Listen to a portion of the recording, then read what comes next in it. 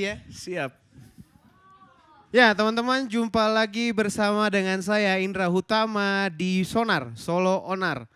Podcastnya anak-anak muda, Testo. Jadi Testo tuh di Papua tentang kayak bagaimana ya kayak kira-kira Tes ya? tuh gimana kalau di Jakarta ya? Kayak saya susah ketemu padanan Susah, katanya kayak bercanda aja. bercanda Kak. ya. Iya bercanda bro Ya gitu. bercanda aja ya teman-teman. Menarik bahwa hari ini ternyata sudah ada di depan layar kaca teman-teman semua. Bintang tamu yang menarik. Langsung saja perkenalkan diri Kak. Oke, saya Jerry Fakdawer. Em, Apalagi nih yang diperkenalkan ya? Pekerjaan nggak ada. Ya, nganggur ya. Apalagi ya kira-kira? Jodoh? Jodoh nggak tahu. Jodoh, oke. Kalau nama Jerry Fakdawer, tempat tanggal lahir Jakarta 20 Januari 91. Wow. Terus cukup ini ya tuir ya. Ya. Biasalah. Biasalah. Terus apa lah ya? Latar belakang pendidikan. Waduh ini mau podcast apa mau CV nih? Boleh aja Latar belakang sih ya, pendidikan kan. apa ya? SD, SMP, SMA, kuliah di Jakarta. Ya. Terus pindah ke Papua 2015 untuk kerja. Saya diterima kerja waktu itu di salah satu NGO yang bekerja atau urusannya itu di sekitar wilayah tentang kebahasaan dan pendidikan. Oke. 2015 sampai 2018. Itu sebagai apa tuh di situ Kak? Saya situ merangkap banyak sih ya gitu. Jadi ada sebagai admin iya, sebagai penerjemah juga iya, Oke. sebagai maintenance juga iya. Oh, banyak ya. Jadi menarik nih Kak. Jadi kemarin ya kebetulan saya sudah kenal sama Kak Jerry ini teman-teman dari 2011. Tapi tidak Betul, 2011. apa ya? Kita nggak ngobrol banyak. Ya kita nggak ngobrol banyak. Akhirnya tahun ini ketemu lagi nih. Betul. Tahun ini ketemu lagi dan karena waktu sudah berlalu, kemarin dia repost story. Salah kemarin Saya nge-story. nge-story saya nge-story, repost. Terus teman saya di Instagram dia tanya, wah ini Jerry dari Risen Papua dia tanya. Nah saya tidak tahu sama sekali Risen ini apa teman-teman. Jadi mungkin kita boleh tanya ke Kak Jerry ini tentang Iya. Risen. Siap. Oke, jadi 2015 itu waktu saya pertama kali balik ke Papua lagi setelah besar, setelah dewasa. Itu saya diterima kerja di salah satu yayasan yang saya bilang tadi itu, NGO yang saya bilang tadi itu. Nah tapi di waktu yang bersamaan juga saya lihat ada satu kebutuhan sih di antara anak-anak muda, khususnya anak-anak muda yang di dalam gereja lah gitu. Saya sendiri tergabung di salah satu gereja, tapi saya punya teman, maksudnya bergaulnya tuh nggak cuma satu gereja nih, gitu toh. Ada pergaulan, kita kan biasa toh, maksudnya nongkrong-nongkrong lingkungan pertemanan kita nggak cuma satu gereja. Jadi kita kayak bersepakat untuk yuk kita bikin sesuatu untuk kota Jayapura gitu.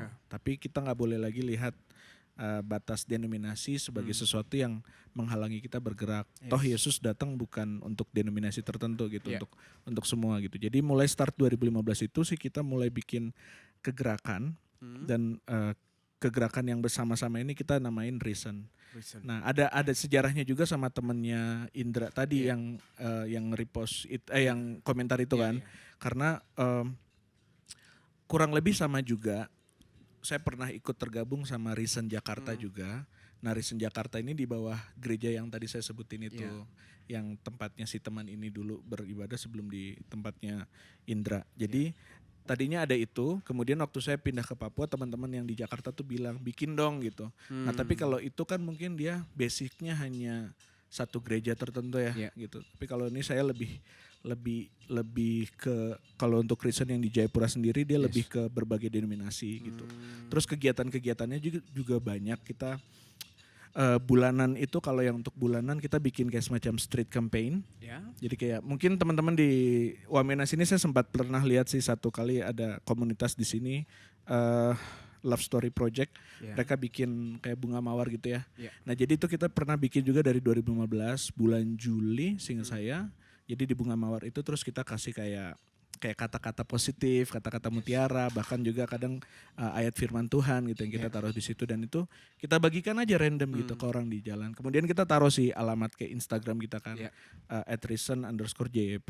Terus kayak ada banyak yang DM, ada yang banyak kayak bilang saya diberkati sekali nih dengan pelayanan seperti ini karena tulisan yang di kertas ini kok persis sekali dengan apa yang saya sedang alami kayak gitu. Gitu. Jadi dan kita juga bersinergi tidak hanya dengan antar gereja, tapi juga dengan komunitas-komunitas lain.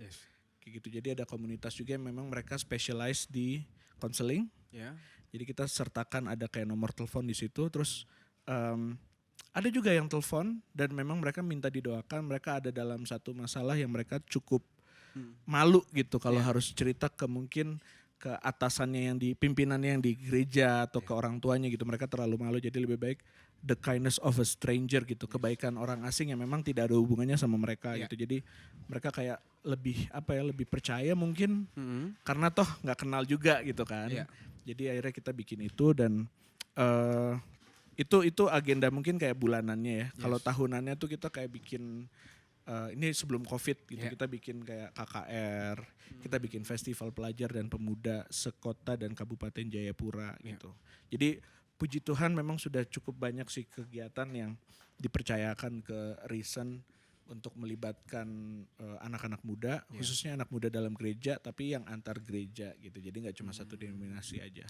Jadi fokus atau concern untuk pelayanannya nih memang generasi muda ya. Betul. Dengan segala macam upaya-upaya yang KJRI lakukan. Menarik teman-teman, kayak kalau di gereja sering kali kita lihat ada orang yang kesaksian, ada jemaat yang kesaksian, ada ilustrasi-ilustrasi yang mengatakan kalau suatu hari ada seseorang yang mau bunuh diri di jalan, mau buang diri mungkin ke sungai gitu, tiba-tiba ada orang yang datang cuman peluk atau cuman senyum aja, terus dia bilang saya nggak jadi bunuh diri karena ada orang yang senyum itu, cuma satu orang itu. Nah saya pikir itu kan mungkin sesuatu yang hyperbola aja. Mungkin banyak teman-teman yang berpikir bahwa itu hanyalah sebuah hyperbola lebay kayak gitu. Tapi dari kisah yang Kakak Jerry tadi ceritakan menarik teman-teman. Hanya dengan bagi bunga, isi ayat ada yang diberkati, ada yang tersentuh. Saya waktu 2018 pernah lakukan hal yang sama tapi dengan cara yang berbeda gitu Kak. Saya telepon random nomor kontak yang ada di nomor di HP. Lalu saya telepon. Jadi selama ini kan teman-teman banyak yang minta nongkrong, kayak saya ngajak nongkrong dan lain sebagainya. Tapi hari itu mereka bingung kayak gitu. Saya cuma telepon, saya bilang bro, saya mau doain kamu. Gitu. Bisa nggak? Kayak gitu. Mantap. Asik tuh. Menarik, itu ada 2-3 orang yang sedang dalam masalah yang dia tidak tahu mau ngomong kemana, dia nggak tahu. Ya ini penyelesaiannya gimana dengan doa yang kita berikan sesederhana itu. Betul. Dia jadi diberkati, jadi punya penguatan yang baru gitu. Dan ya kalau kita orang Kristen kita percaya bahwa Roh Kudus membimbing setiap kita untuk melakukan hal itu. Betul. Kita lanjut lagi nih teman-teman, biar asik. Saya hampir jatuh.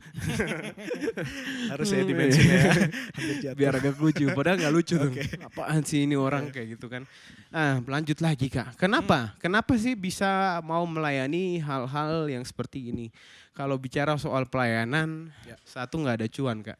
Betul. Itu alasannya tuh. Project rugi sebenarnya. Sebagian besar project rugi. Jadi mungkin alasan motivasinya ya kalau misalnya kenapa sih harus bikin kayak gitu. Sebenarnya mungkin semuanya kembali ke rumah sebenarnya. Semuanya kembali ke gimana bokap nyokap dulu didik gitu ya. Waktu pas masih kecil masih di rumah. Jadi saya bertujuh bersaudara nih. Abang-abang saya 2 lahirnya di Papua, dari saya sampai adik bungsu lahirnya di Jakarta. Kami tinggal bertahun-tahun, kadang-kadang cuma lihat di berita, cuma bisa ngelus dada gitu. Ih kasihan ya di Papua gini-gini, kita berdoa ya buat Papua, berdoa buat Papua gitu. Dan sampai di satu titik yang Tuhan kayaknya kita harus balik sih gitu. Kayaknya harus balik dan kayak harus bikin sesuatu deh gitu. Dan kayak nggak bisa sekedar duduk-duduk aja gitu dan diam-diam aja gitu. Jadi memang kita niatin untuk pulang ke Papua sebenarnya sekeluarga itu sejak 2007-an sih. Nah, jadi sejak 2007-an tuh kayak kita udah ada niatan gitu kan untuk pulang gitu. Jadi udah ada niatan untuk pulang. Tapi memang banyak halangan, banyak kendala. Akhirnya kita pulangnya tuh kayak bertahap gitu, satu persatu. Karena kita bersembilan men, gitu kan kita bersembilan, 7 bersaudara dan ada 2 bapak mama berdua. Jadi kita bertahap. Abang yang pertama habis menikah, dia sama istrinya ke Jayapura, bertahap gitu. Nah itu sudah ada motivasi. Saya bisa bilang apa ya, dari kecil orang tua tuh sudah semacam dalam tanda kutip mendoktrin bahwa kita mungkin dari luar, kita mungkin berasal dari Papua dan mungkin lahir besar di Jakarta, tapi jangan pernah lupa tentang Papua gitu. Ibaratnya kayak bilang, one day you will be back, kamu akan balik ke Papua dan akan bikin sesuatu. Dan waktu Tuhan sudah bilang jalan gitu, nggak ada alasan untuk kayak berbalik, nggak ada alasan untuk berdalih. Nggak mau Tuhan, gue udah nyaman kerja, udah berkarir di Jakarta, udah aman lah gitu kan, nggak bisa. Dan memang kalau kairosnya gue gitu, momennya gue asik kan. Jadi kairosnya gue itu datang pas 2015, kayak gitu. 2015 itu pas memang direkrut sama kantor yang tadi gue bilang, yayasan yang tadi gue bilang gitu. Jadi direkrut sama mereka, akhirnya dan itu juga bro, itu gila sih. Jadi di sisi yang sama, itu ada satu yayasan lagi yang pekerjaannya juga melayani Tuhan, sama-sama melayani Tuhan. Sama-sama pelayanan dan sama-sama juga proyek rugi lah ibarat katanya ya. Dan itu di Jakarta gitu. Jadi di dalam waktu yang bersamaan tuh gue harus kayak milih gitu. Harus milih, nih gue ke Papua atau stay di Jakarta. Dan gue punya alasan untuk tetap stay di Jakarta. Ini pelayanan juga kok gitu, ini Tuhan juga kok gitu. Tapi di ujungnya akhirnya gue ngobrol kan sama kayak pendeta lah bisa dibilang, hamba Tuhan di gereja. Dan hamba Tuhan ini bilang, ya kamu doalah, Roh Kudus kan ada, Roh Kudus bimbing kamu kan. Ya udah akhirnya berdoa dan ayat yang gue ingat sampai sekarang itu, yang jadi basic kenapa gue memutuskan 2015 untuk pindah ke Papua dan banyak hal yang sudah terjadi dengan Risen itu di Roma 9 ayat 3. Roma 9 ayat 3 tuh Paulus ngomong, akan tetapi aku rela terkutuk dan terpisah dari Kristus demi saudara-saudaraku secara jasmani. Itu udah jelas dong. Itu udah jelas. Itu maksudnya gue udah gak bisa berkilah gitu. Dan kayak Paulus aja mau kayak begitu pelayanan ke orang Yahudi yang udah jelas-jelas bakal ngeburu dia balik gitu kan. Tapi di situ gue kayak dapat kayak semacam peneguhan, oh yaudah gue harus pilih Papua. Dan waktu pas sudah tiba di Papua sebenarnya gue blank nih. Gak punya apa-apa, gue gak punya planning apa-apa. Dan bahkan bisa dibilang jujur, gue planner yang buruk gitu. Gue cukup buruk dalam hal planning sesuatu. Tapi gue lihat sih waktu pas gue jalan dengan visi yang Tuhan emang udah kasih, itu Tuhan kumpulin aja gitu, orang kanan kiri ngumpul, brek jadi gitu. Jadi emang kayak sistem knockdown masing-masing, Tuhan udah proses di tempatnya masing-masing nih. Pas gue ngomong gue punya visi ini nih gitu. Satu bilang ini tak, satu bilang ini tak, satu bilang ini tak. Akhirnya semua ketemu, ini puzzle yang memang Tuhan udah siapin gitu. Ini memang masing-masing udah punya hati untuk bikin yang sama. Jadi pas kita ketemu, udah tinggal jalan gitu. Jadi alasannya walaupun kenapa itu kayak sebenarnya proyek rugi semua. Gue gak dapat sepeser pun, gak ada pemasukan tambahan dari pelayanan itu gak ada. Cuma gue tahu ini jalan gue gitu. Dan gue gak mau tuker dengan nominal dalam rekening gue untuk panggilan ini gitu. Jadi gue udah tahu nih bakal emang kayak begini. Kayak gitu sih. Alasannya lebih ke situ tentang panggilan sih memang intinya. Jadi memang Kak Jerry panggilannya ya udah balik ke Papua. Balik ke Papua betul. Dan pelayanan. Satu hal yang menarik sih Kak, kalau bicara soal calling gitu, kalau menurut saya secara pribadi, kalau seseorang dipanggil tuh pasti ada visi gitu. Iya. Benar. Gue mau kesini nih. Gue mau kesini walaupun memang Abraham waktu dipanggil sama Tuhan. Makanya gue sempet ragu nih ya itu. Gue sempet karena Abraham tuh nggak tahu apa-apa loh waktu dia dipanggil. Kan? Dia nggak tahu apa-apa. Tapi ada kasus-kasus di mana memang kan Abraham udah dikasih tahu nih tujuannya Kak. Memang nggak tahu kemana, tapi ke negeri yang dijanjikan. Ya udah gue ke situ walaupun nggak tahu nih direksinya di mana nih, apakah di Jayapura atau di mana kayak gitu. Jadi gue punya kesimpulan secara pribadi, kalau teman-teman yang mungkin tidak terima silakan masukkan di kolom komentar. Tapi secara pribadi panggilan seharusnya menghasilkan visi pribadi kayak gitu. Gue sendiri dipanggil untuk melayani, gue punya visi nih. oh gue jadi pelayanan Papua, visinya apa, gue mau selamatin generasi. Gue mau jadi perwakilan dari generasi milenials, gue milenials Kak. Sama Kenapa kita jadi lu sama. gua ya? Aduh. Saya jadi maaf teman-teman. Kita lu gua atau saya kamu atau bebas aja bebas sih sebenarnya. sebenarnya. Oke. Bebas aja. Jadi intinya kayak saya punya visi untuk Kota Wamena secara khusus untuk melayani bagi generasi di Wamena gitu. Kak Jerry sendiri punya visi apa itu tentang pelayanan Papua? Mau bikin apa sih? Mau apa ke depannya? Mau kira-kira bagaimana? Itu cukup kompleks sih sebenarnya. Itu cukup kompleks. Maksudnya gini, saya mungkin masih di fase yang model-model kayak Abraham, jalan aja dulu. Jalan aja dulu gitu. Jadi kayak kayak ibaratnya gini sih, maksudnya kedatangan ke kota yang Wamena ini sekarang ini blank. Maksudnya memang dikasih tahu sama abang saya sih, ntar lu bantuin di drama gereja gini-gini. Oke gitu. Cuma untuk kayak pelayanan yang lain ya blank. Cuma ternyata sekarang nih udah pengen turun lagi ke Jayapura. Kayak lihat ke belakang, gila ya keren banget gitu selama di Wamena yang singkat yang 3 minggu ini. Ada gini, ada banyak kejadian, ada banyak ya bisa bilang pelayanan lah yang bisa gue bikin gitu kan. Gitu jadi mungkin lebih ke hindsight gitu. Kalau gue lihat ke belakang, iya juga ya maksudnya kayak kita tinggal jalan aja ikut sama Tuhan gitu kan. Taat aja gitu. Tuhan ngomong A, gitu. Terus kita ya manusiawi sih sebenarnya kalau kita mau bertanya-tanya kan Tuhan gimana sih? Gue kalau mau jalan tuh seenggaknya ada apa ya arahan lah atau ada apa gitu kan. Tapi there is a power in trusting God gitu. Ada kuasa waktu lu cuma sekedar iya aja udah gitu. Setuju aja Tuhan mau ngomong apa gitu. The power of agreement mungkin ya. Jadi kayak lu sepakat Tuhan mau bawa lu kemana. Lu sepakat dengan apa yang Tuhan mau kerjakan dalam hidup lu dan ya udah gitu. Glinding gitu.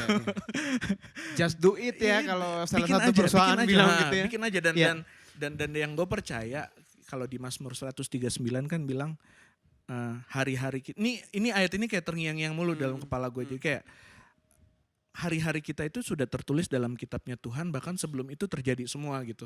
Jadi nggak ada yang kebetulan gitu. Balik lagi kayak ke Roma 8:28 gitu kan, nggak ada yang kebetulan, semuanya udah terjadi memang Tuhan sudah tetapin. Jadi kalau di gua pertanyaan balik tentang visi yang blok jelas itu mungkin belum ada.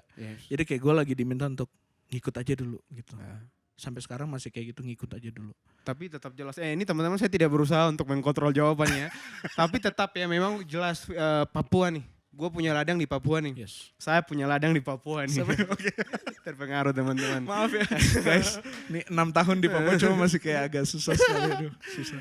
Jelas saya di Papua. Kak Jerry menarik, saya pernah searching, teman-teman bisa cek di bilangan research.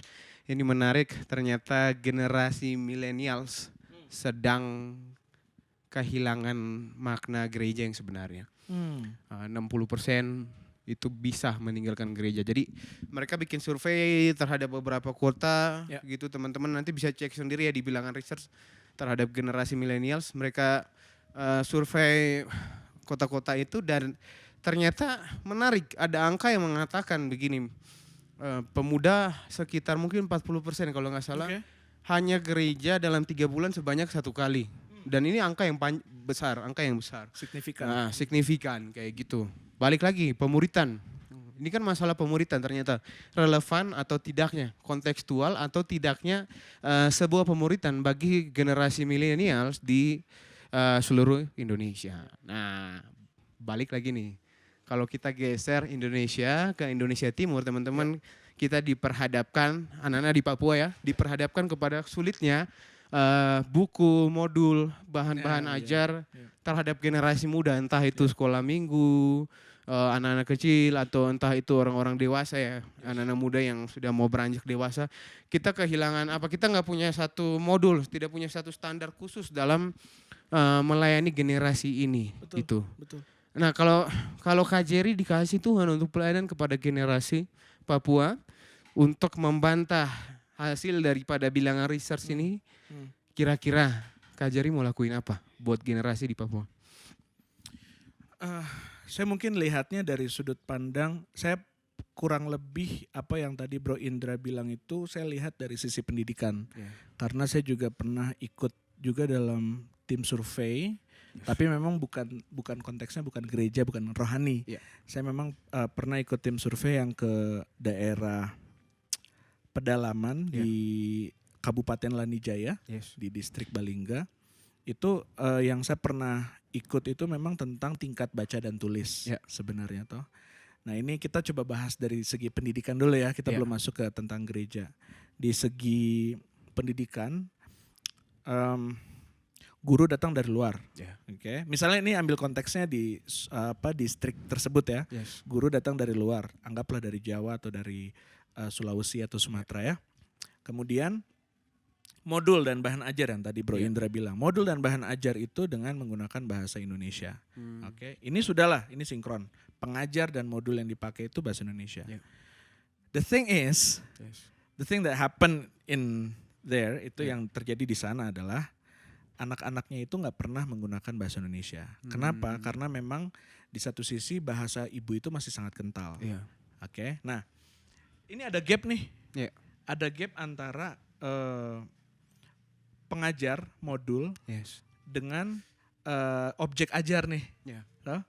Yang diajar ini nggak mengerti medianya, bahasa yang digunakan, bahasa pengantar dalam kelas, bahan ajar yang digunakan itu tuh nggak nyambung gitu. Jadi ini kemudian keluarlah stigma bahwa anak-anak di Papua bodoh, gitu ya. Nah, karena dari misalnya diajarin baca nih, nah bahan ajarnya juga kayak gini, misalnya di daerah Balingga sana ya, misalnya gini. Disuruh mengeja, Sony naik kapal laut. Kapal laut tuh apa? Mereka nggak tahu. Mereka ada tersembunyi di lembah-lembah, di bukit, di pegunungan yang tidak familiar dengan kapal laut, begitu. Jadi ada lagi pembatasnya, bahasa dan konteks. Jadi secara kebahasaan sudah nggak nyambung. Kalau mereka mengerti bahasanya pun kontekstualnya tuh mereka nggak nangkep sama sekali. Jadi itu sudah ada celah yang sangat besar, bukan celah lagi, jurang mungkin ya. Nah jadi sebenarnya bukan karena bukan anak-anak Papuanya ini bodoh, hanya ada jembatan yang tidak, hanya ada celah yang tidak terjembatani, gitu. Jadi ini yang gap ini nih yang bikin masalah sebenarnya. Gitu. Jadi memang waktu itu dari saya punya kantor yang dulu itu bikin yang namanya pendidikan multibahasa berbasis bahasa ibu, kayak gitu ya. Itu yang dulu. Kenapa berbasis bahasa ibu? Karena itu bahasa yang dipakai sama anak-anak dari mereka masih kecil sampai dewasa. Nah cuma ini program ini kayak semacam dia infiltrasi atau masuk menyisip di bagian PAUD, TK, SD. Gitu. Jadi menjembatani proses supaya waktu mereka nanti lebih besar, mereka harus betul-betul ikut modul sama tenaga pengajar ini, mereka bisa ngikut dengan baik. Oke, itu konteks di pendidikan. Konteks kalau kita ambil ke konteks gerejawi atau konteks untuk kerohanian ya. Ada juga celah itu. Celah itu juga sama gitu. Maksudnya kalau misalnya kita pernah nih, misalnya Indra lah mungkin lihat. Indra pernah di sini, Indra pernah di sana, pasti akan lihat ada celah, ada gap yang tidak terjembatani. Anggaplah begini, masalah yang terakhir yang saya hadapi di Jakarta itu adalah masalah dengan saya punya kartu MRT, saya bermasalah dengan kartu MRT, permasalahannya seperti ini, berarti saya tahu pemecahannya seperti ini supaya dapat solusi seperti ini, begitu toh. Nah, sementara kalau misalnya anak-anak yang ada di sini, pergaulannya tuh masih jauh dari situ. Paling mentok e-money itu kayak Breezy, ya kayak gitu ya. Maksudnya kayak produk-produk yang electronic money seperti itu. Tapi untuk yang kontekstual seperti yang MRT dan KRL dan itu belum sampai ke situ. Nah, ini balik lagi tuh ada celah sebenarnya. Ada celah kenapa seolah-olah anak-anak muda yang ada di sini tuh tidak terjangkau gitu. Kenapa? Itu masalahnya karena kita masih berkiblat dengan Indonesia Barat mungkin ya. Kalau secara kasarnya saya mau ambil kesimpulan kayak gitu. Kita masih ambil kiblatnya tuh dari Indonesia Barat gitu. Apa sih yang lagi happening di sana kita bikin di sini yuk gitu. Apa sih yang lagi yang bisa mancing jemaat tuh datang ke gereja di sana, kita bikin di sini gitu. Tapi ternyata nggak relevan gitu. Ternyata nggak relevan. Nah, mungkin yang memang kita harus pertama kali bikin adalah ya lu harus hidup dulu gitu. Emang harus kenal dulu. Ya. Ibaratnya kalau gembala harus kenal domba dulu kan. Ya. Keadaan domba ini seperti apa gitu. Apa sih yang dibutuhin sebenarnya sama masyarakat yang di sini? Anak-anak muda di sini pergumulan yang paling dalam dan paling tabu, yang kontroversial kalau diangkat, yang belum ada yang mau angkat, itu tuh apa sih sebenarnya gitu. Jadi mungkin lebih ke ngulik bagian itu dulu ya gitu. Jadi kayak apa sih yang sebenarnya masalah, dan kita nggak perlu berkiblat ke sana. Nggak perlu terlalu berkiblat ke sana karena kita tahu lain ladang lain belalang gitu. Lain kepala lain isinya gitu. Jadi mungkin lebih ke situ sih. Kita harus jembatanin dulu nih celah yang ada dengan antara gaya sendiri kayak gitu ya. betul. Pelayanan yang kontekstual adalah pelayanan yang dicoba-coba sendiri nih kayak gitu ya. Penginjil datang ke Papua dulu, datang banyak yang jadi korban, tapi Betul. banyak ada yang berhasil juga. Betul. Dia lihat kebutuhan di mana tempat dia berada gitu. Di salah satu suku tabang pohon tuh pakai batu tuh lagi susah nih. Betul. Penginjil bawa parang, Bawa kapak. untuk buka. Jadi masuk dulu teman-teman ya. Menarik sekali Kak Jerry jelaskan soal bagaimana kita bisa. Jadi kalau teman-teman bisa melayani secara kontekstual. Maksud saya seperti itu. Jadi kalau teman-teman yang di luar sana sedang mencari-cari pelayanan yang relevan, yang kontekstual, amati lingkungan Anda. Kayak gitu. Coba Lihat. jalan kaki sih. Kalau saya sebenarnya itu mungkin saya sudah pernah cerita kali. Maksudnya itu satu-satunya olahraga yang saya bisa. Untuk jalan kaki jarak jauh gitu ya. Nah maksudnya selain jalan kaki itu, selain memang sehat buat badan, tapi kita juga bisa jadi punya kesempatan untuk lebih kenal sama tempat kita tinggal gitu. Oh di sini ternyata ada ini. Karena kalau misalnya kita cuma naik motor atau naik mobil, kan lewat aja gitu kan. Kita konsen di jalan, lihat depan gitu. Tapi kalau jalan kaki itu ada kesempatan untuk at least mengamati mengamati atau nengok kanan kiri, atau kadang-kadang kasih senyum aja ke orang gitu. Saya pernah baca sih kayak ada satu cerita, ada seorang romo terus sama seorang biarawannya gitu, yang dia romonya ini bilang, yuk kita nginjil, yuk kita penginjilan gitu. Mereka keluar dari biara mereka ke desa, jalan keliling sambil senyumin orang, sapa orang, nggak ngobrol, nggak berhenti untuk ngobrol, sapa keliling senyum apa, terus balik lagi ke biara. Akhirnya biarawannya ini ngomong, Romo kita belum ada penginjilan loh. Loh tadi kita sudah membagi senyum, membagi sukacita ke orang-orang gitu. Jadi mungkin itu kayak salah satu yang membekas di saya, cerita yang membekas di saya. Maksudnya sekedar untuk kasih senyuman ke orang di pinggir jalan gitu. Cuma sekarang kita pakai masker sih, jadi kayak mungkin gini Kak. Gitu. Kalau enggak gini Kak, ketemu orang boleh. Dengan segala cara ya teman-teman. Kita orang bisa Kristen lah, tetap bisa dituntut untuk jadi kreatif. Untuk kreatif, cerdik seperti ular dan tulus seperti merpati. Nah next pertanyaan, Kak Jerry sekitar 2015 pelayanan Jayapura sampai saat ini, apa sih kedepannya yang Kak Jerry mau lakukan buat anak-anak di Jayapura? Ada banyak rencana. Ada banyak rencana sebenarnya. Yang pengen yang Kak Jerry lagi gumuli banget atau gimana gitu. Oke. Jadi pertanyaan ini cukup personal nih jadinya. Karena ini cukup jadi personal karena beberapa hari sebelum saya punya bapak meninggal, itu pas saya punya bapak itu bikin satu kayak semacam sanggar kesenian gitu. Sanggar kesenian baru 1 minggu 2 minggu diurus di notaris, bokap meninggal gitu. Terus di dalam struktur itu nama bokap, nama saya, terus nama kakak ipar gitu kan. Terus ada badan pengurus lah di bawah. Nah saya lepas tuh sebenarnya semenjak bapak saya meninggal saya lepas. Saya nggak terlalu kayak nanganin karena ini apa sih gitu, sanggar kesenian. Pas dibaca juga saya nggak terlalu ini. Bahkan sampai orang Backcraft itu dari Jakarta datang ke Jayapura mau survei tempat dan lain-lain gitu. Terus pas tanya ke saya, Mas Pak bapaknya di mana ya gitu.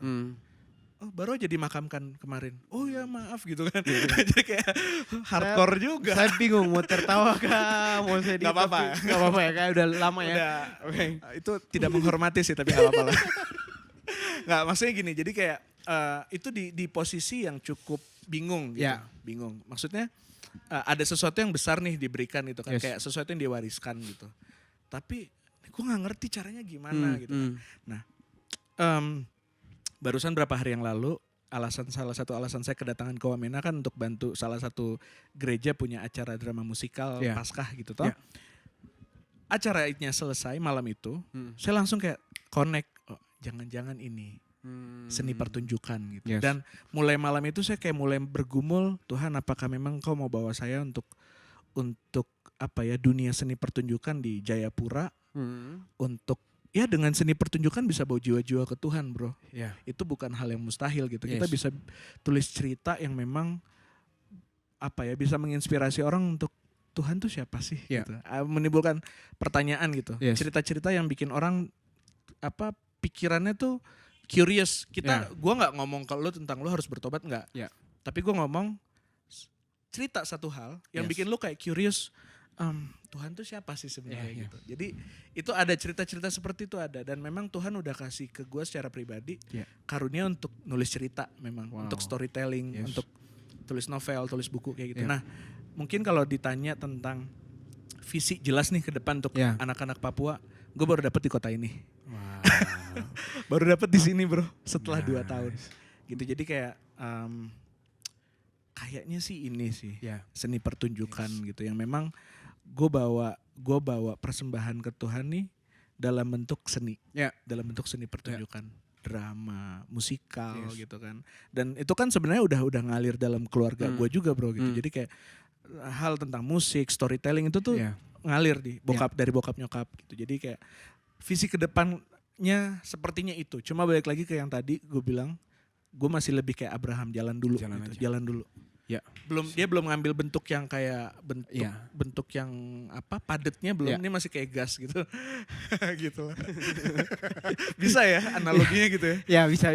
Saya mengerti, Kak. Masukin lah. Masuk. Siap. Okay. Nah, teman-teman di depan sana, kita nih kebanyakan penonton juga yang live, teman-teman di dalam podcast Duo Onar. Ada yang fans sejati saya, dia di belakang begitu.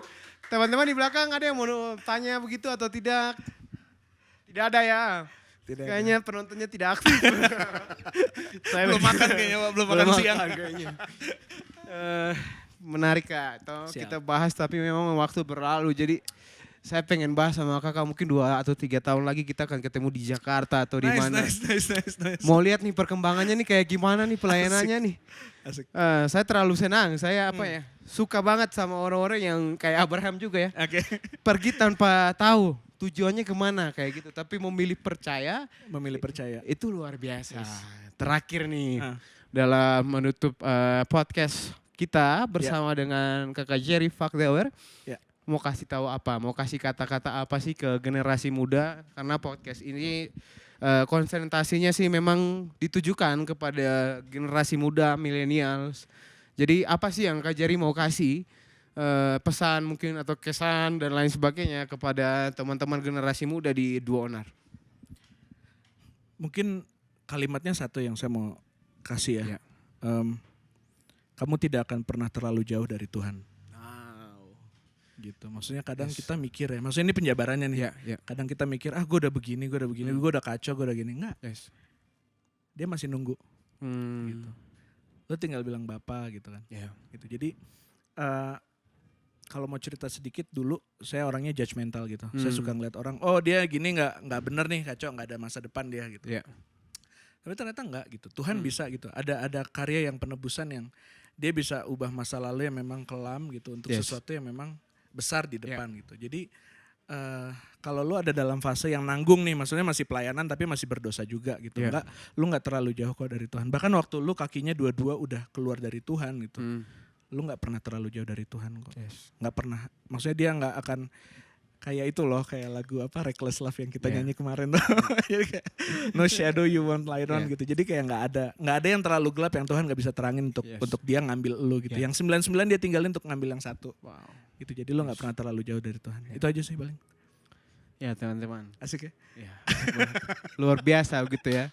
Jadi ada yang berkata, gua nggak mau pelayanan dulu nih, kan gua masih dosa gitu. Ada yang ngomong juga, jangan dulu deh gereja deh, gua belum kudus gitu. Gua mau have fun dulu. Itu beda kasus. Itu beda lagi ya. Tapi menarik gitu. Jadi dari yang Kak Jerry bilang gitu, banyak sekali pendeta-pendeta juga bilang tidak ada waktu yang terlambat. Tapi ada yang ngomong juga nih dalam Alkitab, penundaan sama aja dengan penolakan terhadap Tuhan gitu.